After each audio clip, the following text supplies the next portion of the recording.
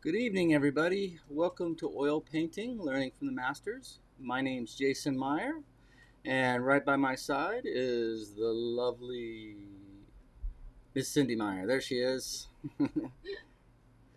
Thank you guys for joining us tonight.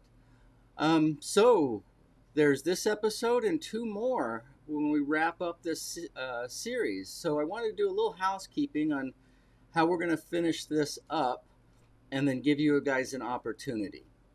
So this week and next week, we're going to cover composition.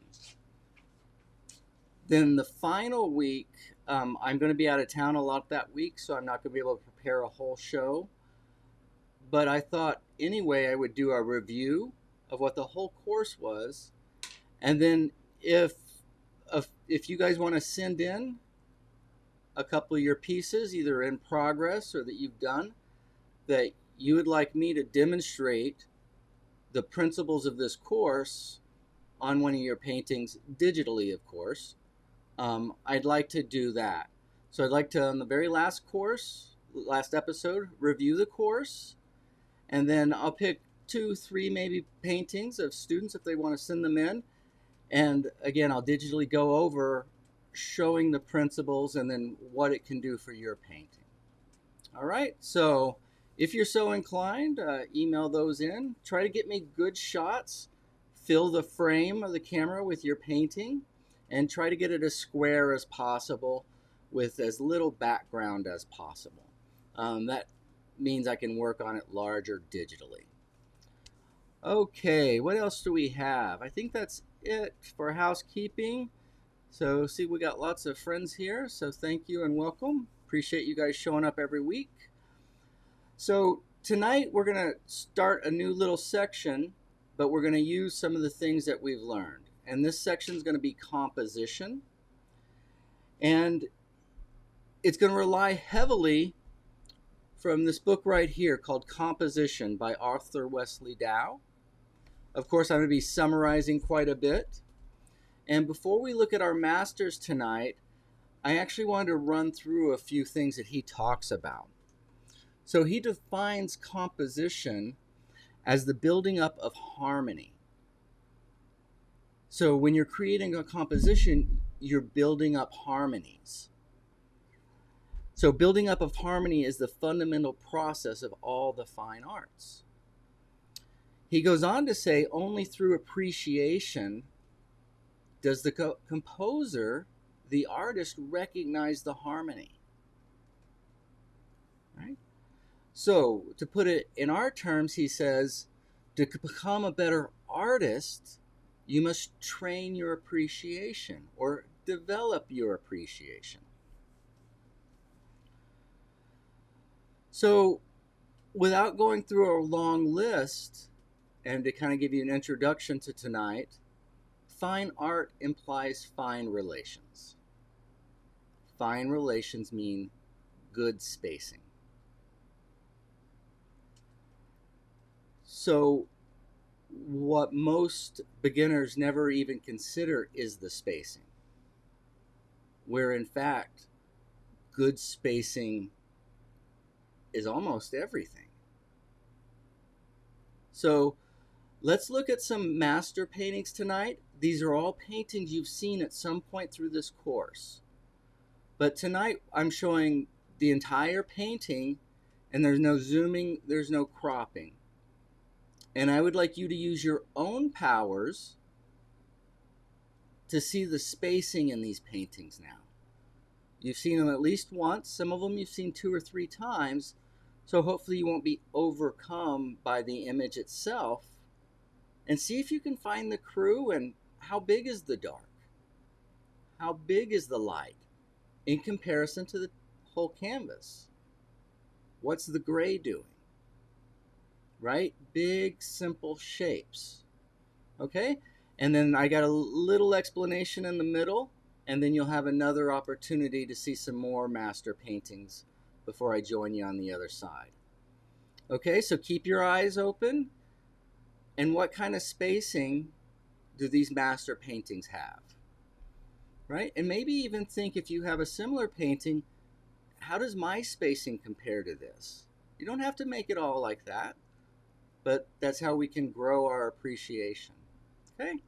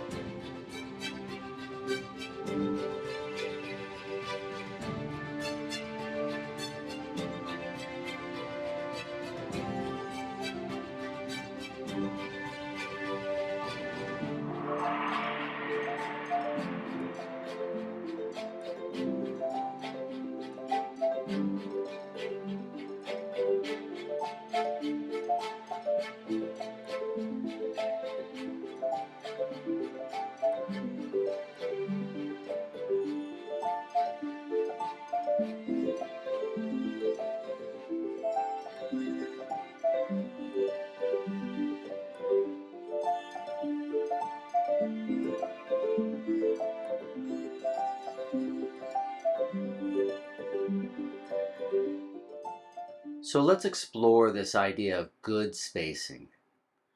If we have 3 boxes and they're all the same, there isn't a tremendous amount of visual interest there. But if we resize to all different sizes those 3 boxes, we can increase that visual interest. And if we increase the distance between our largest and our smallest, that's another way to increase the visual interest. And finally, good spacing is just not about filled space versus negative space. It's about the value and the relationship of those spaces next to one another.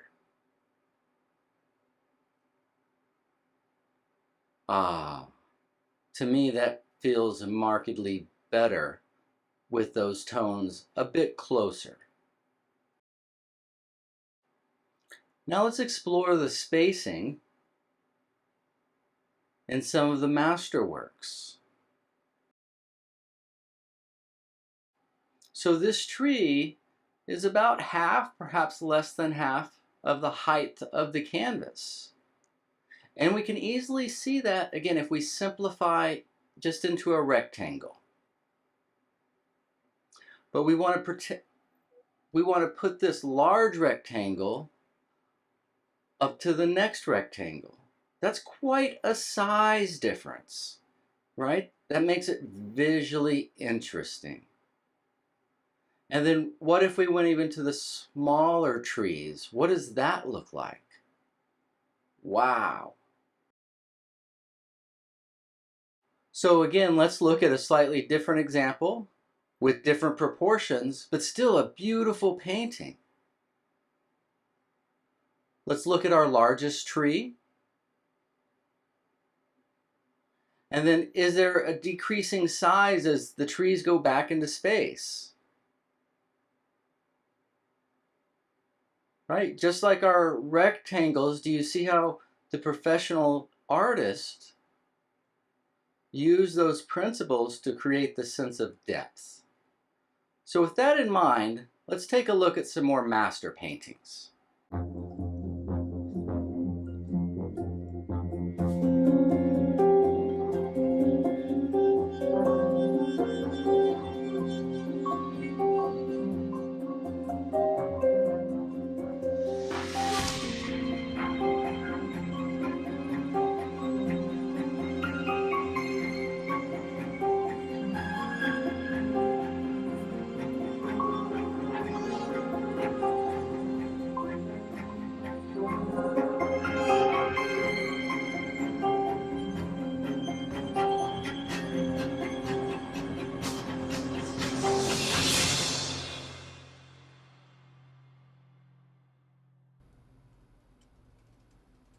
Okay, so you guys just had a little workout in appreciation.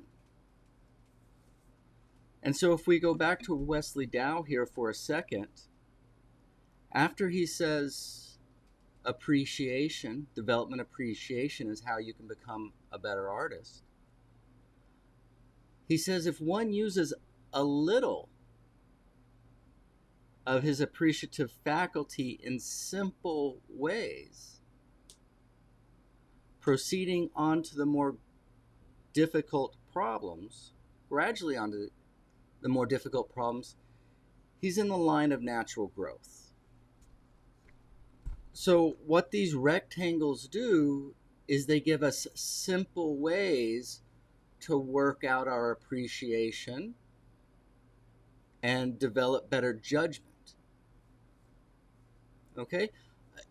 It's kind of hard to realize this because the finished painting has all this very careful interrelations, and these simple boxes are buried under detail.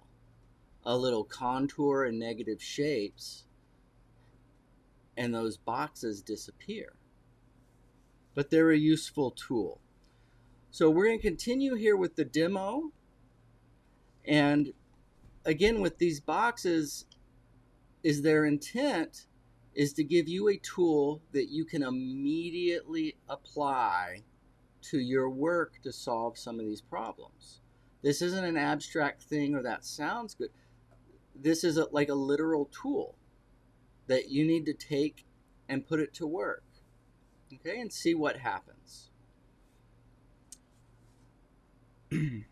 Before we get started in the demo, I wanted to share one last point, so hopefully you'll get a little more out of the demonstration video.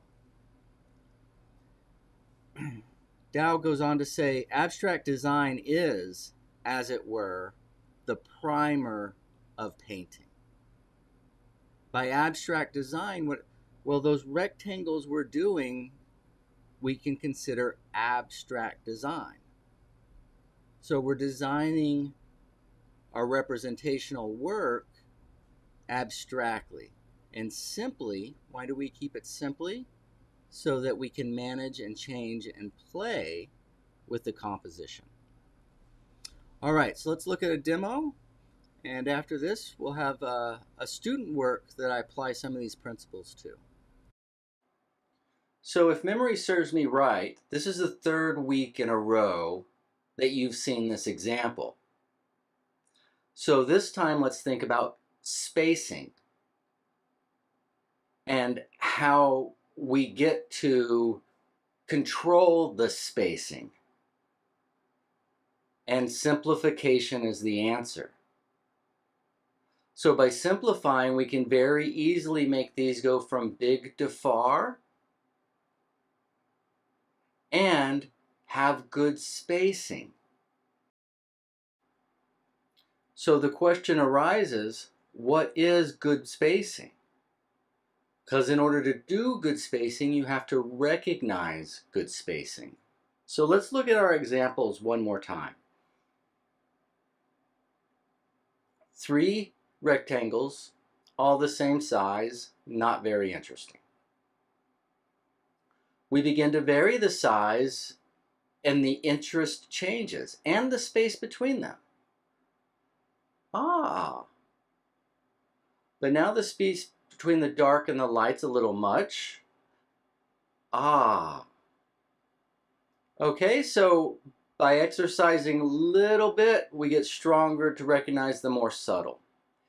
Here's a first go at a painting that I had in mind, and this is exactly the first study I did. And I very much thought and built it in terms of boxes. And then when I go to refine this into a better drawing, a better composition, that gives me better boxes. And from those boxes, I can very easily carve out trees. Now, we don't want to forget as we're setting up our boxes about our landscape, our dimension, about near to far, bigger up front, smaller in the back. And so make your placement of your trees accordingly. Now, let's demo some exercises here. If we take 3 rows of trees, a biggest on our left, the medium on the right, and then the smallest between them, and that smallest has a little solo tree just off the end of it, we can play with the sizes and placements of those 3 boxes. Okay, so that's the idea. I've sped the video up 2 times the original amount. But let's watch what we're going to do here. And we're going to do this in pen and ink. You can do it in pencil if you want. It is helpful to have a little lighter instrument you can mark with and a little darker instrument. So right now I'm just going to make sure that these are basically the same size, but I'm going to freehand it. So if that's my big one, I want to go up some before I go to my next. And he's going to be what? Shorter again. And then our third line of trees won't be up as far as our second line of trees.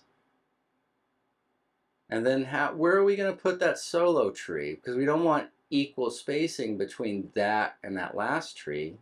Got a little bit close there to equal spacing, didn't it? And then by filling these in, it can kind of give us a better sense of filled space to empty space or dark space to light space. Right? There's a division there. And what you want to do is, rather than just purely following along, you want to exercise your recognition.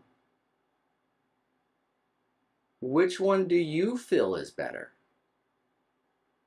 Right? And that requires a looking and seeing. So after I've done it with my lighter shade, I can go in with something a little heavier so we can see it more obvious. If we put the border in a little clearer, then it's a little easier to get a sense of that spacing. So we want to repeat this 2 more times, so there's going to be 3 total. And in this one, I'm going to basically repeat the first box as is.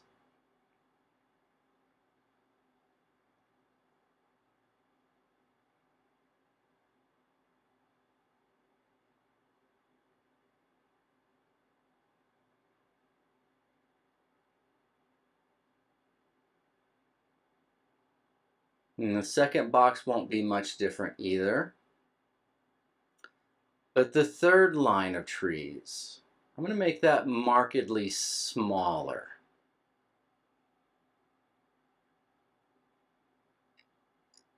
And again, what we want to do is, yes, practice designing with boxes, but once you have the marks down, how do these feel different?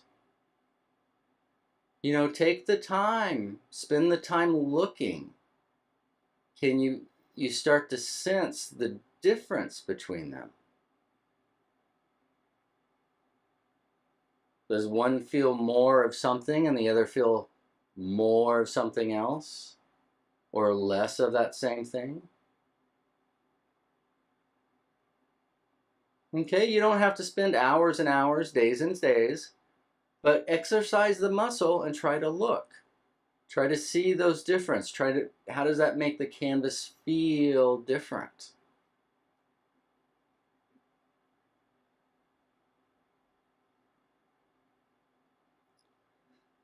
Then for our third go at it, again, we're going to keep the box or our canvas about the same size, and I'm just freehanding this. There's no need for measuring, right? And I'm just looking above the same size, and again, I can make my first box about the same.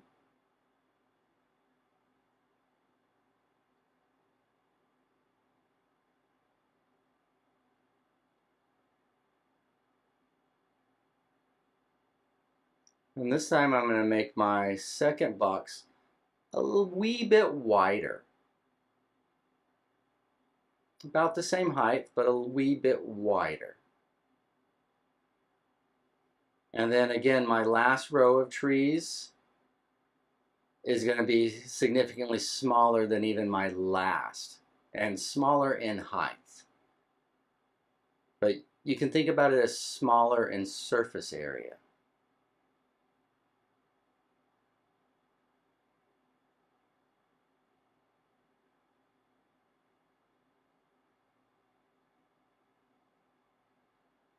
Okay, so we want to start practicing, exercising our judgment in recognizing good spacing.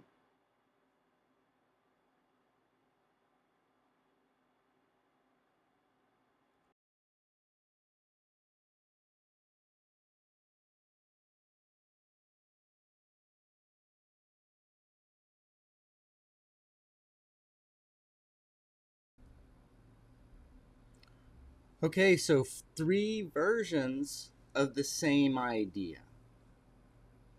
Okay, it almost seems too simple to mess with. But like most things I teach and most things in painting, what at first seems extremely simple, once you actually engage with it, suddenly you're lost in the forest. Right? So let's just walk slowly into this with these rectangles, and if you practice slowly lifting and managing and changing and controlling some rectangles, before you know it, you're going to be raising and lowering and widening the sea and making big clouds and small clouds, and you'll have control over the land, the sky, and the sea. But if you don't start with the rectangles, if you don't start simply, you're not somehow magically going to be able to handle these more complex shapes. Does that make sense?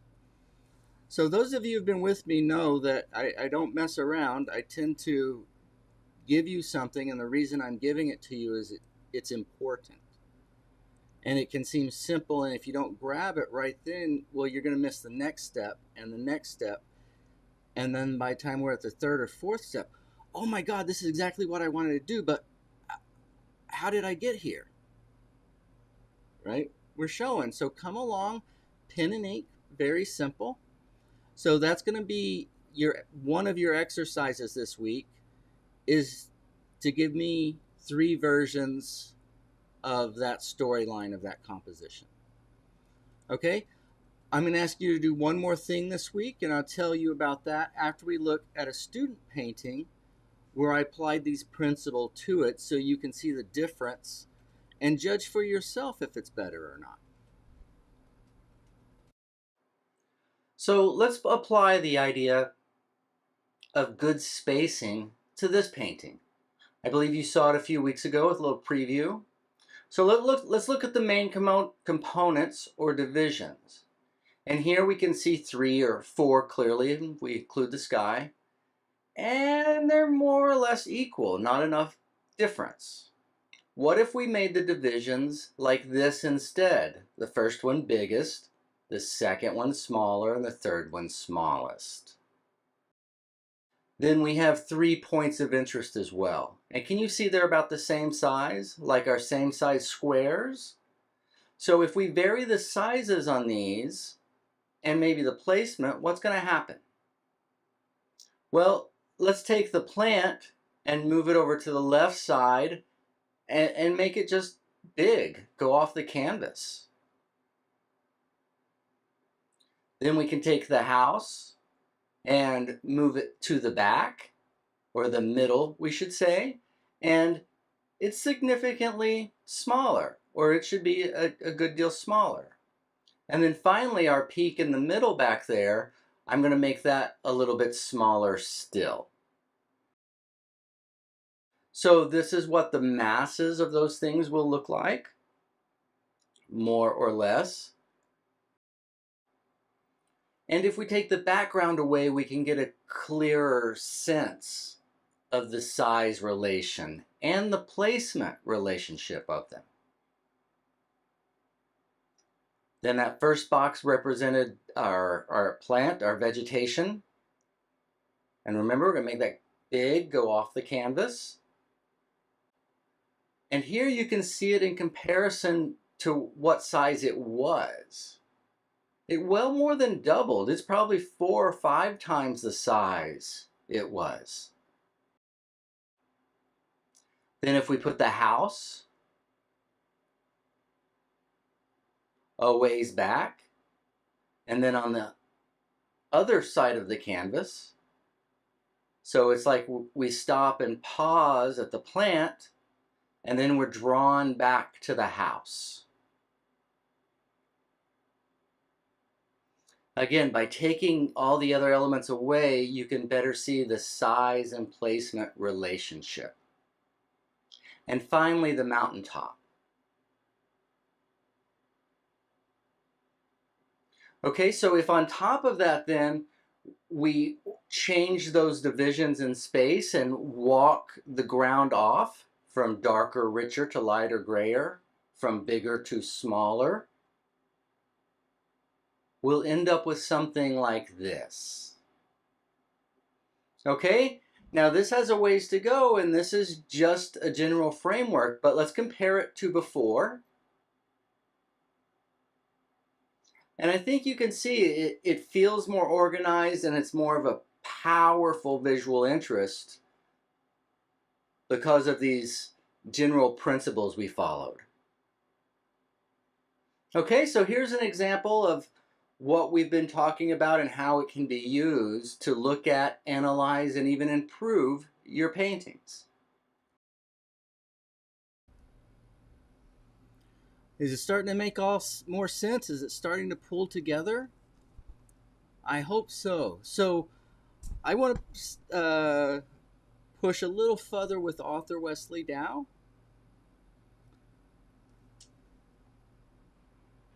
And after he talks about abstract design, as it were, being the primer for painting, he goes on to say this: composition is the greatest aid to representation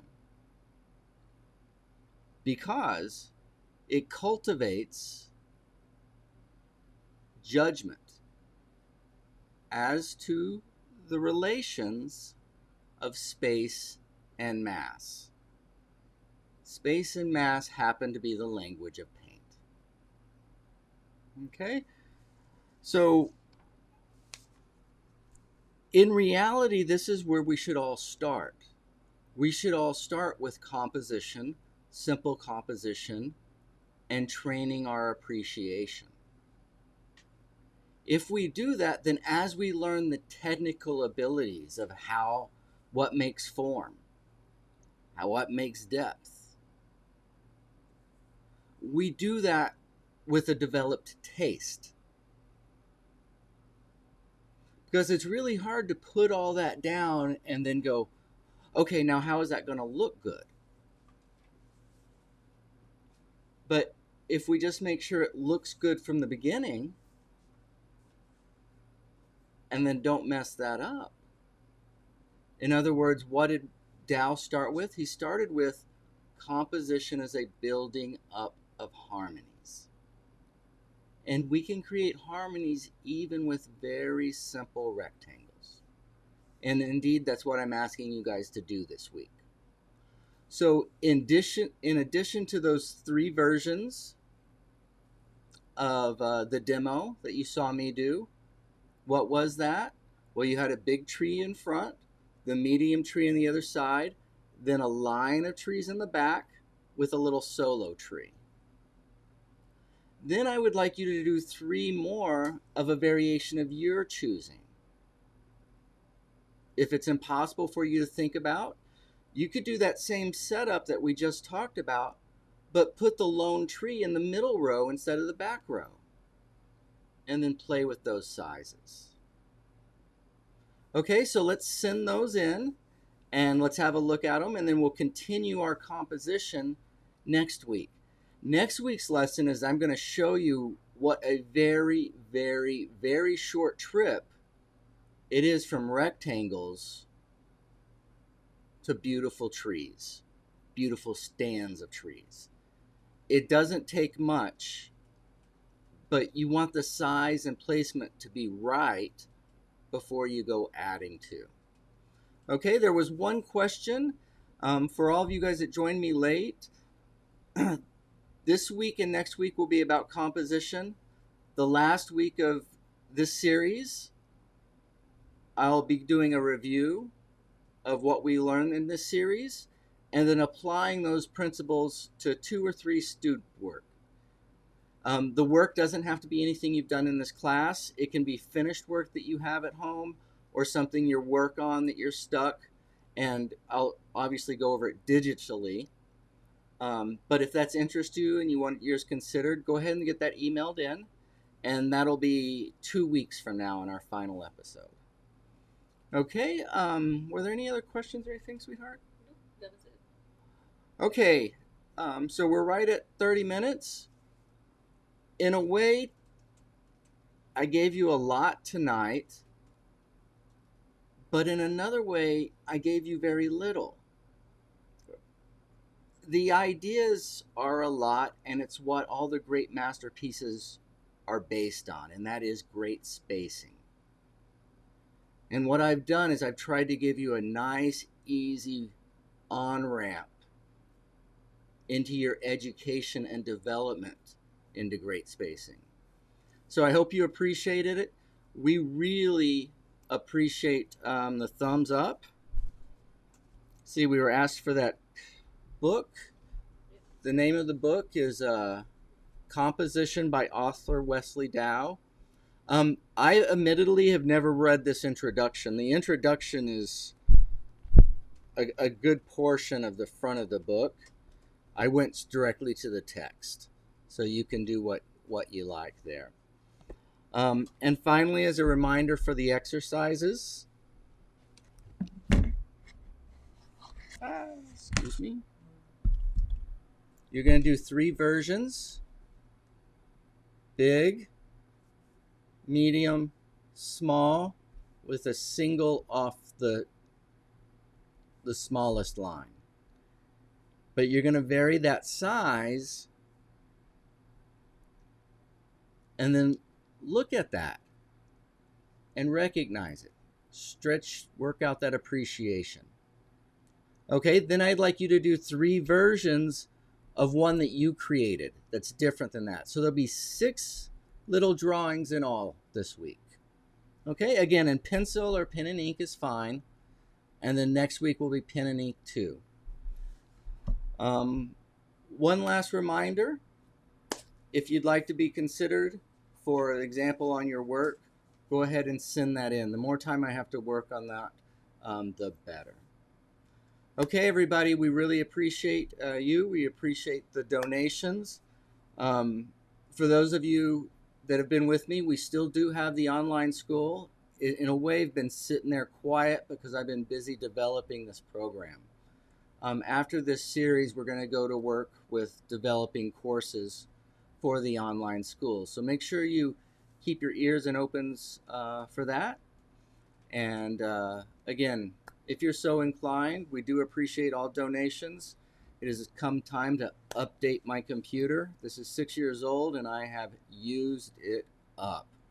So if you're so inclined, maybe when we finish this course, if we found it worthwhile, you know, give a couple of bucks. I'm sure it's worth at least a couple of bucks for you.